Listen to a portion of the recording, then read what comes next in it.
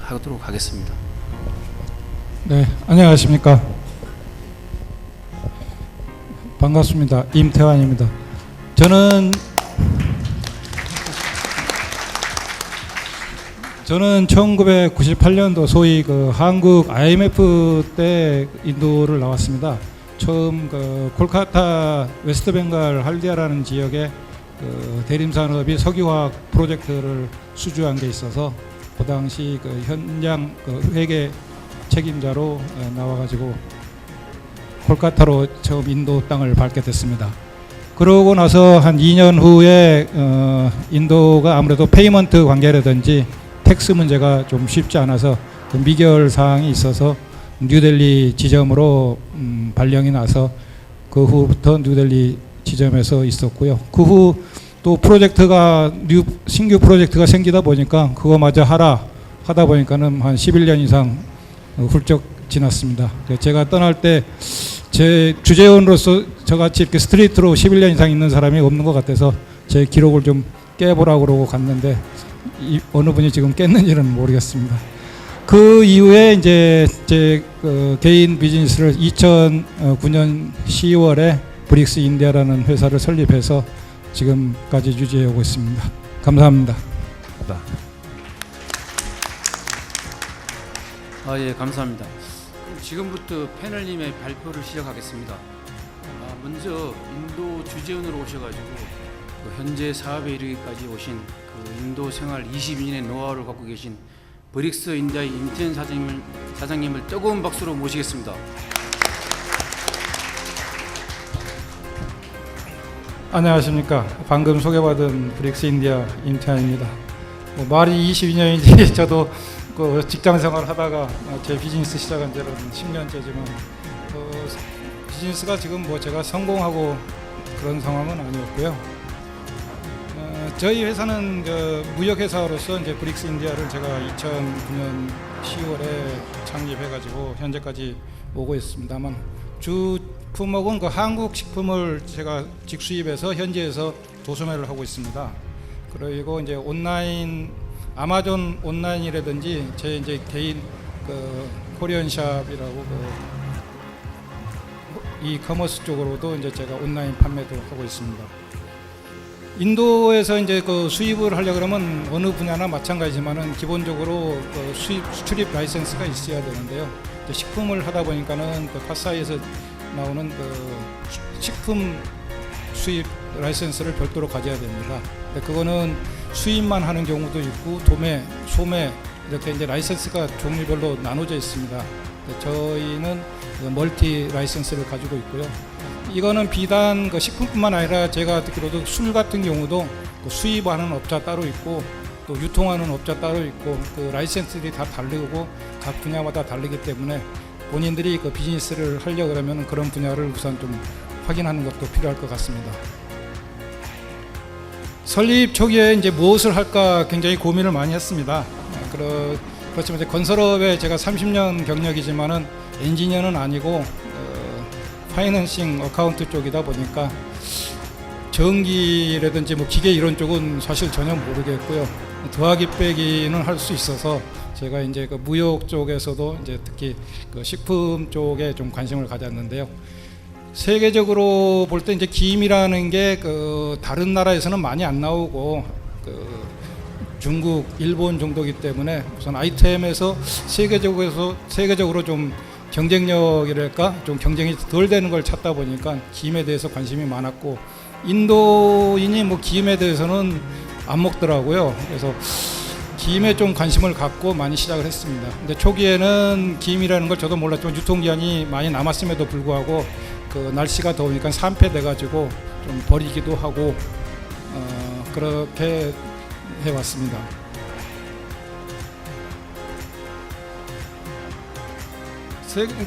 제가 이제 김을 시작을 해가지고 좀 어떻게 판매를 해보려고 좀 큰 샵을 가면은 인도 그 샵에서는 뭐 검은 종이 하면서 이제 스페이스 차지한다고 이제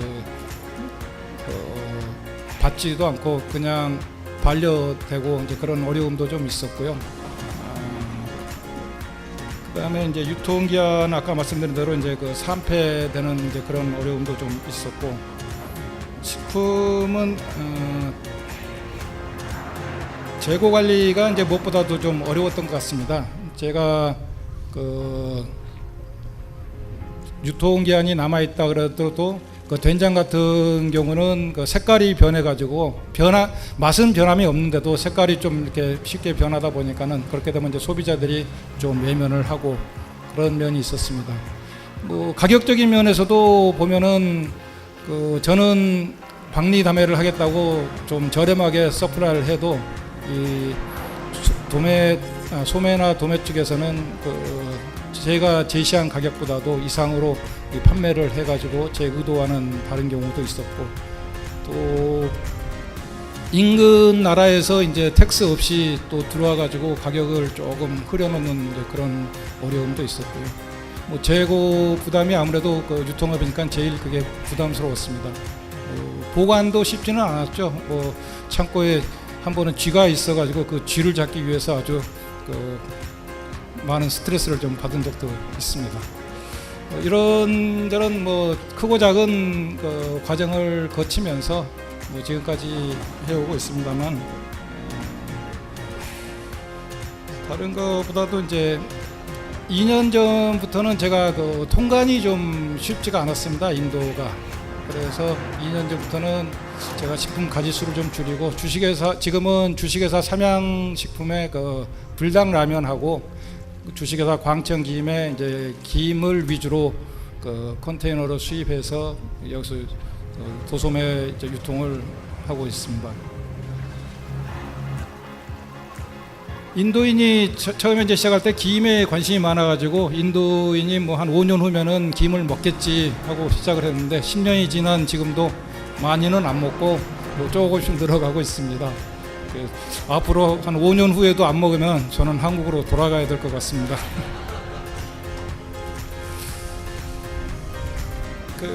오는 10월이면 제가 이제 만 10년이 돼가는데요. 뭐 크게 성장한 거는 사실 없습니다. 연수만 오래됐지 뭐 다른 분 같이 이렇게 비즈니스 크게 성공한 건 아니고, 뭐 전체적으로 아시겠지만 또 인도에서 그 주재원 위주로 그 동안에 해왔기 때문에 뭐 크게 성공한 분은 아직은 많지 않을 것 같지만, 앞으로는 뭐 그런 분들이 앞에 계신 분들도 그렇고 많이 나오리라고 기대하고 있습니다. 그렇게 될 겁니다. 그러다 보니까 저도 뭐 자동적으로 그 인도 하면 이제 비유하는 게 코끼리인데, 뭐 코끼리식으로 뭐 서서히 뭐 좀 성장이랄까요, 뭐 유지하고 있습니다. 작년 같은 경우 제가 이제 그 식품 페어를 많이 다녀왔는데요.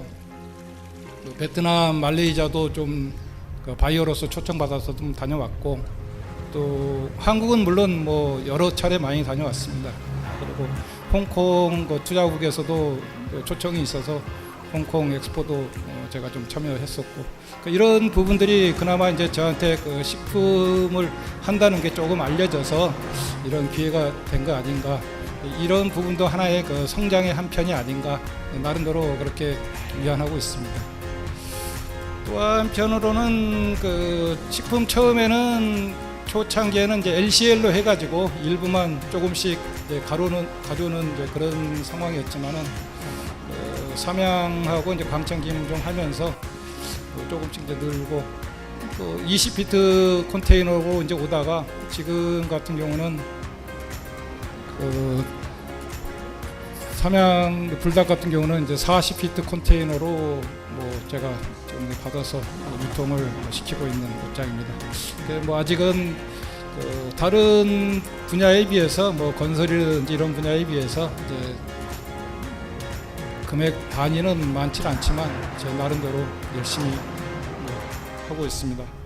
올해는 좀 뭐 킴스마트하고 같이 그 불닭면을 가지고 먹방도 한번 해봤는데, 먹방 콘테스트를 해봤는데 그 반응도 좋았고 좀 재미있었습니다. 나름대로 이제 그 프로모션도 좀 많이 해가지고 현재는 그 리마르쉐하고 그 모던 바자르 이런 쪽에도 이제 김하고 불닭면 납품하고 있는 실정입니다. 감사합니다. 예, 감사합니다. 사실 10년간 버텼다는 발표를 모두 마쳤습니다. 근데 패널 여러분께 몇 가지 좀 제가 질문을 좀 드리고자 합니다. 먼저 임태환 대표님께 질문 드리겠습니다.